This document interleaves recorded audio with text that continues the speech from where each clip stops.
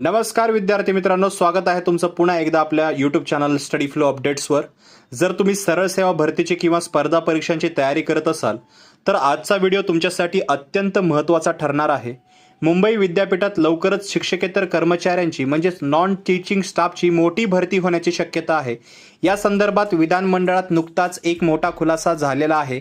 नक्की किती पदे आहेत, भरती कधी होणार आणि शासनाने काय उत्तर दिलेलं आहे, या सर्व प्रश्नांची सविस्तर उत्तरे आपण याच व्हिडिओमध्ये पाहणार आहोत। त्याच्यामुळे व्हिडिओ शेवटपर्यंत पहा। चॅनलवर नवीन असाल सबस्क्राइब नक्कीच करा।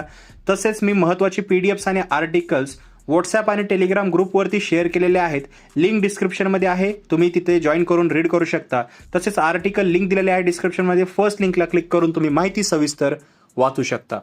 मित्रांनो, नुकतंच उच्च व तंत्र शिक्षण मंत्री यांच्याकडे मुंबई विद्यापीठातील रिक्त पदांबाबत काही महत्त्वाचे प्रश्न उपस्थित करण्यात आलेले होते।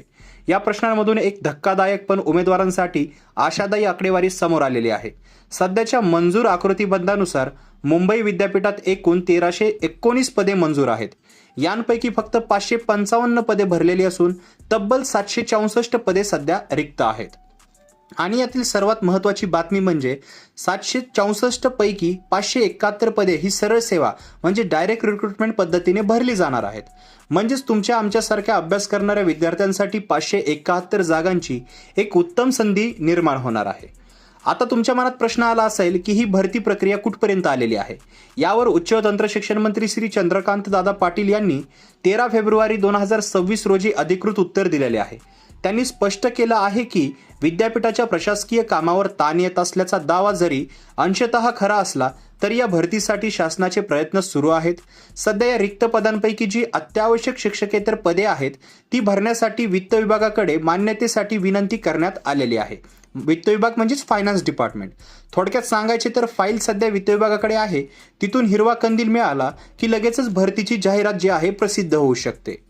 आता विद्यार्थ्यांनी काय करायचं आहे तर बघा, सर्वप्रथम अभ्यास सुरू ठेवायचा आहे। वित्त विभागाची मंजुरी कधीही मिळू शकते। 571 सरळ सेवा पदे म्हणजे सर्वात मोठी भरती असणार आहे। त्यामुळे तुमचे मुख्य विषय मराठी व्याकरण, इंग्रजी व्याकरण, जीएस आणि गणित बुद्धिमत्ता यांचा सराव तुम्हाला चालू ठेवायचा आहे। विद्यापीठातील नोकरी ही अत्यंत सुरक्षित आणि चांगल्या सुविधा देणारी असते। क्लर्क, शिपाई, तंत्रज्ञ अशा विविध पदांसाठी भरती असू शकते। त्याच्यामुळे एक चांगला चान्स तुम्हाला मिळणार आहे। जोपर्यंत अधिकृत जाहिरात येत नाही तोपर्यंत आपला वेळ फक्त आणि फक्त अभ्यासातच गुंतवा।